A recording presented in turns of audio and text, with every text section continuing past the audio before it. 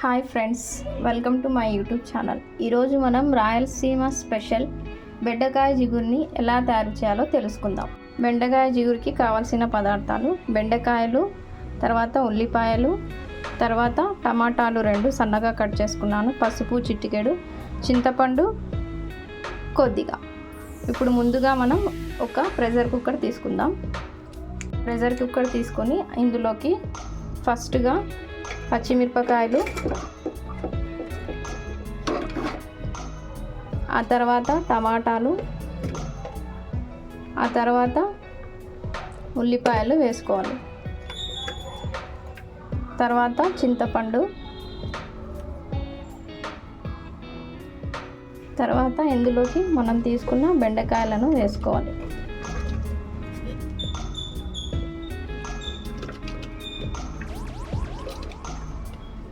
ఇలా వీటన్నిటిని వేసుకున్న తర్వాత మనం ఇందులోకి సరిపడా నీళ్ళను వేసుకోవాలి. 1 గ్లాస్ నీళ్ళను వేసుకోవాలి.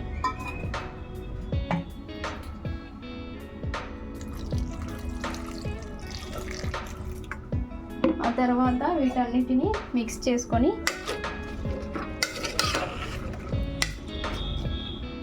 ఇప్పుడు మనం స్టవ్ ఆన్ చేసుకొని ఒక 3 విజిల్స్ వచ్చే వరకు మనం దీన్ని కుక్ చేసుకోవాలి. ఇలా మనం ప్రెషర్ కుక్కర్ లిడ్ తీసిన తర్వాత ఈ బెండకాయలు బాగా ఉడికిపోయాయి కదా. ఇప్పుడు మనం దీన్ని పప్పు గుత్తి తీసుకొని స్మాష్ చేసుకుందాం.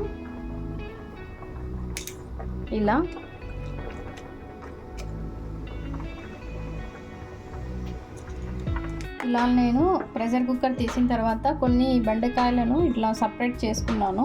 మీకు కావాలంటే మొత్తం బెండకాయలను ఇట్లానే వేసి మీరు పప్పు గుత్తితో దీన్ని మనం మెత్తగా రుబ్బుకోవచ్చు. నేను కొద్దిగా బెండకాయలు ఉంటే బాగుంటాయని నేను కొన్ని బెండకాయలు పక్కకు తీసి పెట్టాను ఫ్రెండ్స్. మీరు కావాలంటే అన్నీ వేసి అట్లానే దీన్ని నేను బాగా ఇలా రుబ్బుకోవచ్చు.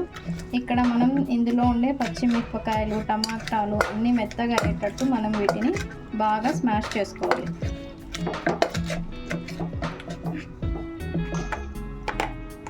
దీన్ని మనం వేడి అన్నంలోకి కానీ రాగి సంగటిలోకి కానీ బాగా మంచి టేస్ట్ ఉంటుంది ఫ్రెండ్స్.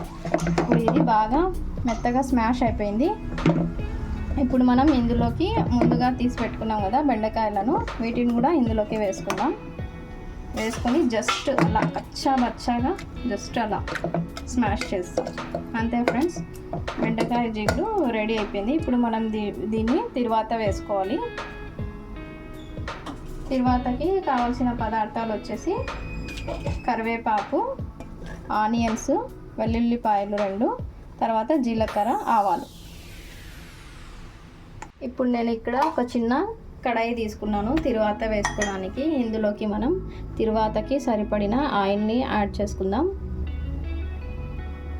ఇలా ఆయిల్ యాడ్ చేసుకున్న తర్వాత ఆయిల్ కొద్దిగా వేడైన తర్వాత మనం తిరువాతకి కావాల్సిన పదార్థాలను వేసి బ్రౌన్ కలర్ వచ్చేంత వరకు దీన్ని కాస్త ఫ్రై చేసుకోవాలి. ఆయిల్ వేడైంది. ఇప్పుడు ఇందులోకి తిరువాత గింజలు, అల్లం, వెల్లుల్లి అన్నీ వేసుకొని కొద్దిగా దీన్ని మనం కలర్ చేంజ్ అయ్యే వరకు ఫ్రై చేసుకుందాం.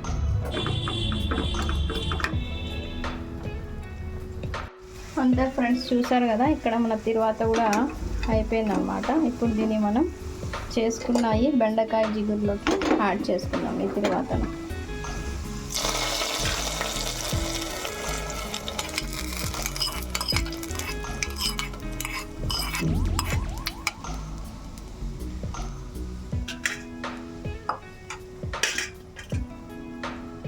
అంతే ఫ్రెండ్స్, చూసారు కదా మన బెండకాయ జిగురు రెడీ అయిపోయింది. టేస్టీగా ఎమ్మీగా.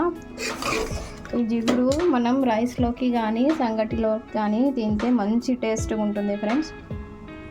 ఈ సంగటిలోకి మనం కొద్దిగా నెయ్యి వేసుకొని బెండకాయ జిగురు తీసుకొని తింటే మంచి టేస్ట్. అలాగే బెండకాయ జిగురు అనేది హెల్త్కి కూడా చాలా మంచిది. ఈ బెండకాయ జిగురు అనేది కొద్దిగా స్పైసీగా బాగా టేస్ట్ ఉంటుంది ఫ్రెండ్స్.